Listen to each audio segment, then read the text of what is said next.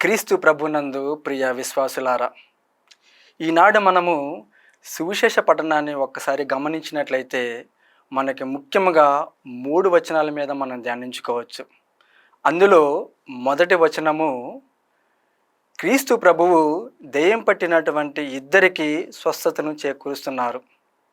రెండవది, దెయ్యం పట్టినటువంటి ప్రజలే లేదా దెయ్యం పట్టినటువంటి వ్యక్తులే క్రీస్తు ప్రభు ఎవరు అన్నది గుర్తిస్తున్నారు. మరి మూడవది, అక్కడ ఉన్నటువంటి ప్రజలు క్రీస్తు ప్రభువుని అక్కడ నుంచి వెళ్ళిపోమంటాం మనం చదువుతుంటాము ప్రియ సహోదరులారా. మరి ముందుగా మనము ఇందులో ఒక్కొక్క వచనాన్ని మనం ధ్యానించుకుందాము. మొదటిది, క్రీస్తు ప్రభువు ఆ ఇద్దరు వ్యక్తులకు స్వస్థతనిస్తూ ఉంటారు. మనం సాధారణంగా మన పట్టణంలో చదువుతూ ఉంటే క్రీస్తు ప్రభువు ఏ అద్భుతమైనా సరే, ఏ స్వస్థత అయినా సరే, ఈ రెండు చేసే ముందు క్రీస్తు ప్రభువు తన తండ్రితో ప్రార్థన జీవితంతో ఉంటూ తన తండ్రి దేవుడితో మాట్లాడుతూ ఉంటారు.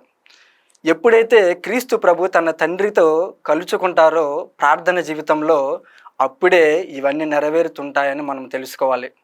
మన జీవితంలో కూడా అంతే. మనము కూడా క్రీస్తు ప్రభుని ఎప్పుడు మనం ప్రార్థిస్తూ ఉండాలి. అలా ప్రార్థిస్తూ ఉంటే క్రీస్తు ప్రభు మనకు చేస్తున్నటువంటి మేలులు మనం చూడవచ్చు ప్రియ సహోదరులారా. మరి రెండవది, అక్కడ ఉన్నటువంటి ప్రజలు క్రీస్తు ప్రభువుని అక్కడ నుంచి వెళ్ళిపోమంటున్నారు. ఎందుకనంటే క్రీస్తు ప్రభువు ఆ దెయ్యాలను ఒక జంతువులోకి పంపిస్తూ ఉంటారు. సాధారణంగా ఏ వ్యక్తులైనా సరే, ఏ మానవులైనా సరే వారి కుటుంబం బాగుండాలని ఎంతో శ్రమిస్తూ ఉంటారు.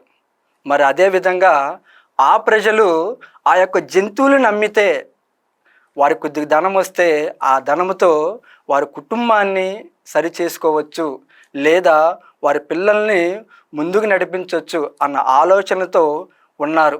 అందుకనే క్రీస్తు ప్రభువుని అక్కడి నుంచి వెళ్ళిపోమంటున్నారు. ప్రియ సహోదరులారా, మన దీంట్లో ముఖ్యమైన విషయం మనం గమనించాలి.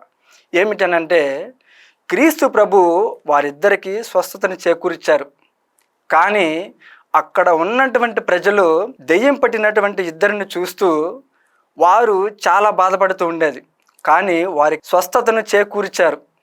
కానీ ఆ స్వస్థతను చేకూర్చిన సమయాన్ని ఈ యొక్క ప్రజలు గుర్తించలేకపోతున్నారు.